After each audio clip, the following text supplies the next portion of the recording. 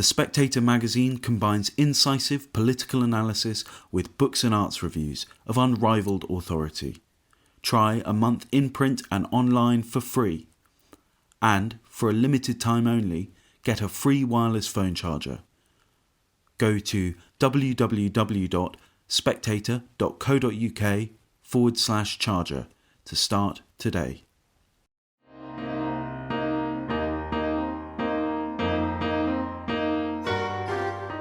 Hello and welcome to this episode of Audio Reads. This week we hear from Douglas Murray, Professor Paul Dolan and Andrew Watts.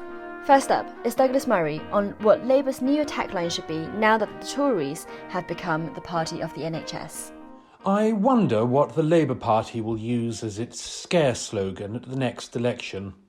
After all, the usual one of insert number, weeks, days, minutes to save the NHS may not work next time. Not that it worked every time before, but it has long been the favourite attack line of a British left that likes to portray the Conservative Party as so ravenously right-wing that whenever it comes to power, it wastes not a moment in dismantling Attlee's post-war creation. And yet, although the Conservative Party has been in power fairly often since 1945, not once has it managed to dismantle, privatise or otherwise sell off the NHS. Its tendency, rather, has been to increase spending, ring-fence spending and more. If the master plan remained the same, then the party has been uniquely inept at its implementation. And, while believable, it seems more likely that the Conservative Party long ago made its peace with the welfare state, and that the Labour Party has acted with a degree of disingenuity at recent general elections. For shame. The reason why the line may particularly not work next time is not just that Matt Hancock will not appear in public without his rainbow badge. Rather, it will be because by 2024 it will have become plain that in 2020 a Conservative government ran up one of the biggest bills in history in order to save the NHS. Not from collapse, but from the indignities and worse that so visibly affected parts of the Italian health service at the beginning of the COVID pandemic. Three things at least have become plain over recent weeks. The first is that if the decision to go into this lockdown was taken in order to avert Italian-like scenes in our hospitals, then that has been achieved. Thanks to the success of the lockdown, the Nightingale hospitals have joined the UK workforce in furlough. The second thing that has become plain is that the virus is both worse than some people on the right spent the early part of the crisis pretending, and at the same time not as bad as we first feared. There is no point in being blasé about this, but this fact can be noted in at least two ways. That the mortality figures do not reach the extreme ends of the earliest projections, whatever the containment policies of the country in question, and that people who have got the virus have been pulling through it, even without hospitalisation, better than was feared at the outset. Which brings me to the third thing that has now become clear. That is the vast cost of this ducking exercise. With almost half the workforce now effectively in the employ of the state, World War II-sized bill for tackling virus was just one of the headlines that went wafting by last week.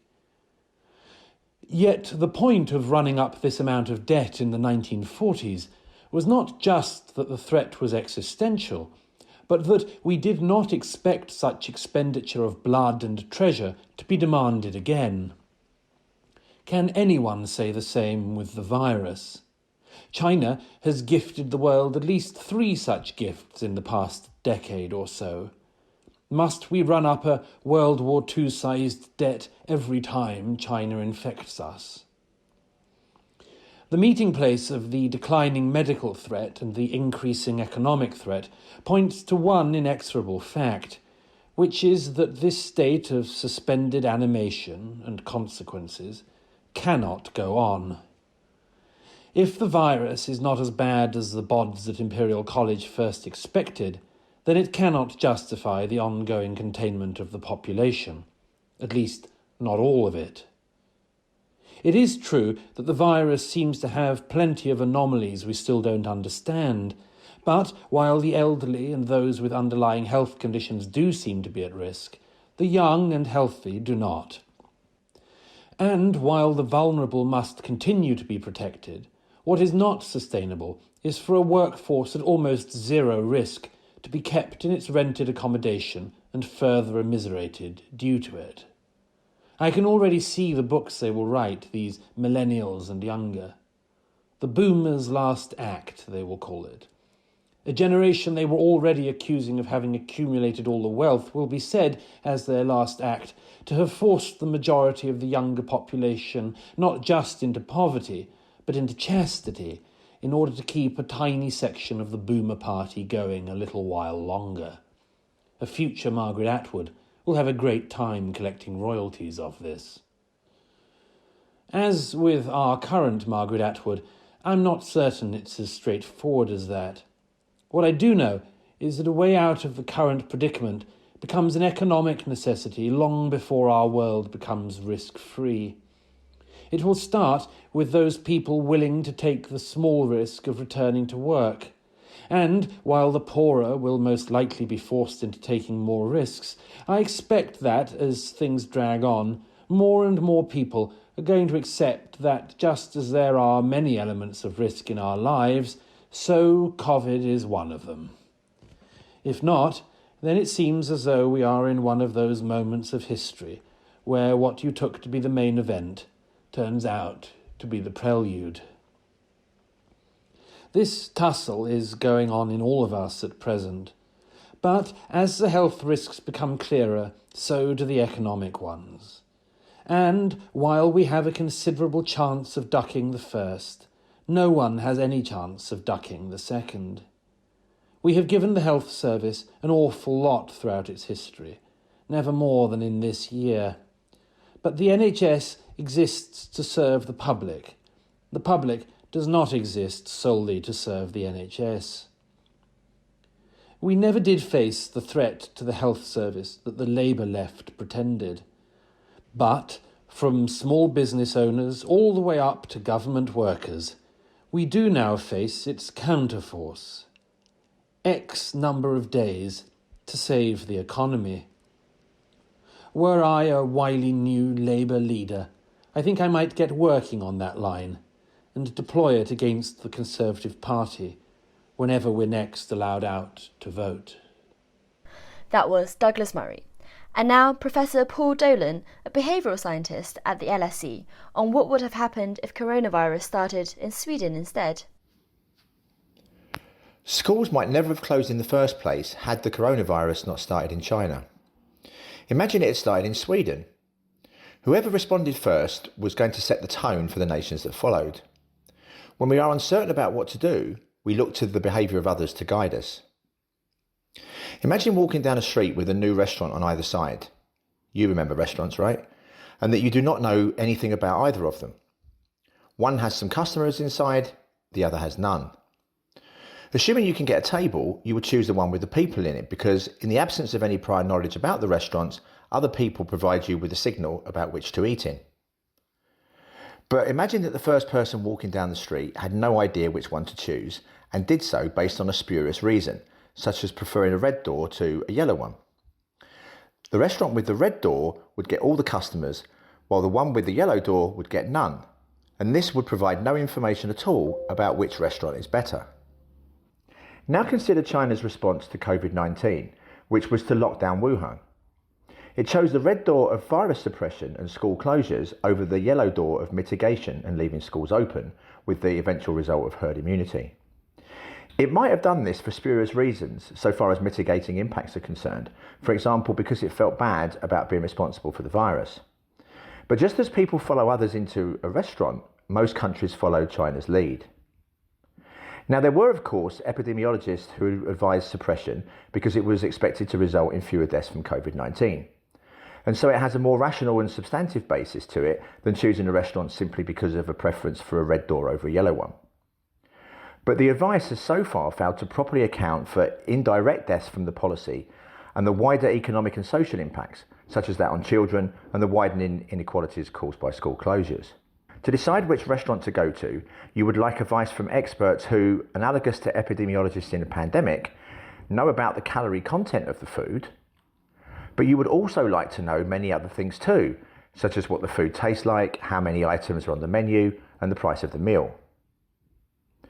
Once short-term deaths from COVID-19 become the yardstick by which policies are judged, it takes courage to stand out, even if you know you are right, let alone when you can't possibly know for sure what to do.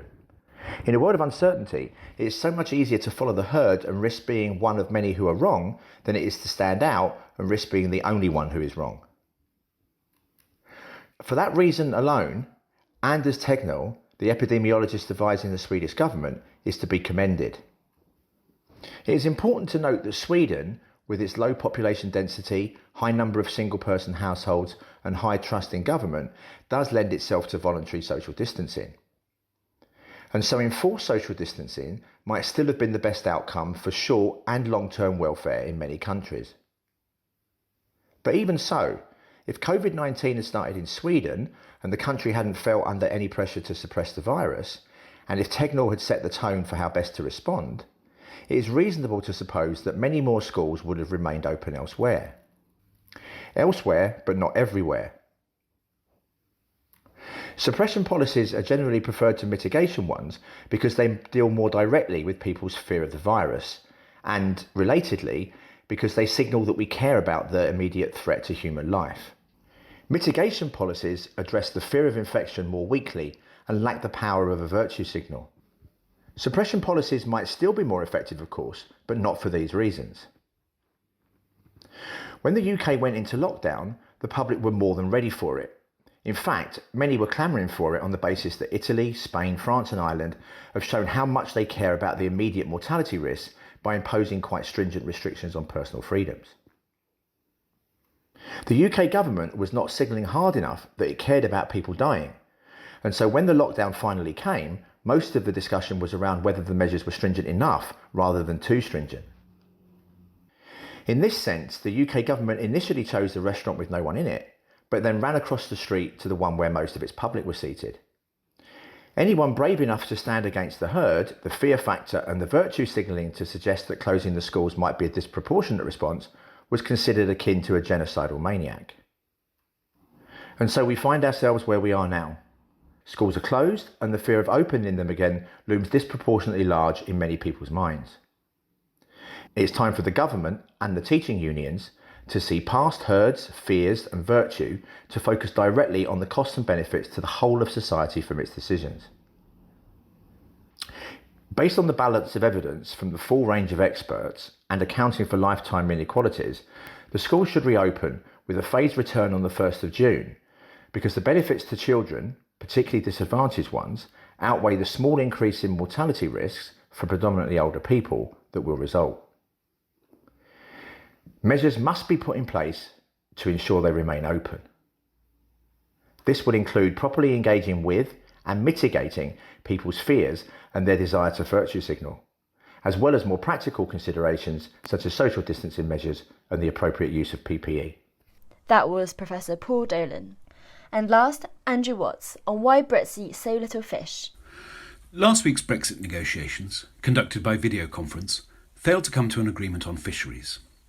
Michel Barnier, the EU negotiator and former French fisheries minister, insisted that continued European access to British territorial waters was a prerequisite of any deal, and David Frost, his British counterpart, replied that this was incompatible with our status as an independent coastal state.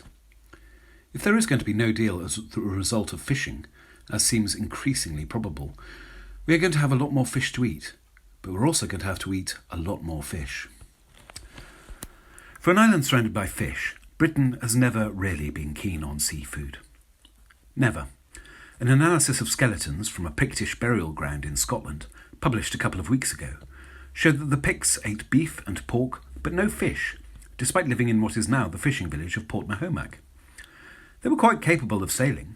There are archaeological remains of a Pictish naval base at Burghead, on the other side of the Moray Firth, but it seems it just never occurred to them to catch and eat fish. And it is still true. We don't eat as much fish as most Europeans. Food historians suggest that this dates from the Reformation, when rules about fasting were overturned and fish were stigmatised as popish flesh. But the Protestant north of Germany has traditionally eaten more fish than the Catholic south. In Germany, as for most of Europe, the closer you are to the sea, the more fish you eat. Yet we eat roughly the same amount of fish per capita as Austria. There is a butcher in my Cornish fishing village which only survives because of fishermen. Skippers bound to sea for a week will come in and buy £150 worth of steak for their crew. Do you never eat the fish you catch? I ask one. Only if the meat runs out, he says, looking horrified. My own theory is that it's the English language to blame. We can eat beef and pork and, on some level, pretend it's nothing to do with cows and pigs. With fish, you don't have that almost plausible deniability. A John Dory on your plate is always the same as a John Dory in the sea. And for that matter, Little Johnny Dory in a Julia Donaldson book that I used to read to my son, and which put us both off the fish for life. We can only seem to eat fish when it's called fish, in fish and chips, or fish pie, or fish fingers, that is, when it's not recognisable as a fish. In the fish markets of Spain or France, you will see nothing but whole fish for sale, but here in the UK, filleting is left to the professionals. Indeed, the Church of England last year launched a campaign to outlaw pointed kitchen knives as a dangerous anachronism, backed by judges and trauma doctors. I read the report and thought, those are men who've never had to fillet a mackerel. In supermarkets you can buy fish pie mix, a collection of odd bits of skinless, boneless, nameless fish, removing the need for any knife at all, and taking us one further removed from the reality of what we are eating. And reality is, I think, one of the reasons we are so scared of fish. We can judge beef and pork by the colour of the meat. One of the best ways to check if a fish is fresh is to look at its eyes. I'd find it hard to eat bacon if I'd gazed into the pig's eyes first. Harder, anyway. Even when it's cooked, provided it's not coated with batter or breadcrumbs, it's obvious that it's a real animal you're eating. And people in Europe seem better able to cope with this reality. Perhaps because of the language, perhaps because they didn't have an industrial revolution that took them away from the land as early as we did. I'm not suggesting we should become totally European and, like the Swedes, eat sturströmming, the fermented herring that smells so bad that tins have to be opened underwater. Or, like the Sicilians, scoop out the gonads of a sea urchin with a spoon. We do not need the piles of fruits de mer of French fish markets that so fascinate English children on holiday, or to follow Latvia and Portugal and have a surfeit of lampreys in our supermarkets. But it's hard to understand why we import cod from Iceland and export most of our hake to Spain, when hake is a far superior fish, and plentiful in British waters. If you haven't already, you should try it. We've got a lot to get through. And that was Andrew Watts. Thanks for listening to this episode of Audio Reads, and thanks to all of you who emailed in to give us your thoughts. That is very much appreciated, and all of them are read. Do rate and review Spectator Radio and recommend us to your friends and family.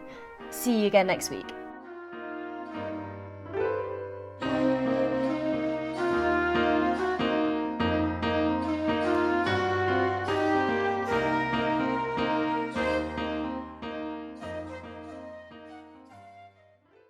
The Spectator magazine combines incisive political analysis with books and arts reviews of unrivalled authority.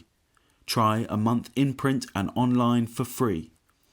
And, for a limited time only, get a free wireless phone charger. Go to www.spectator.co.uk/charger to start today.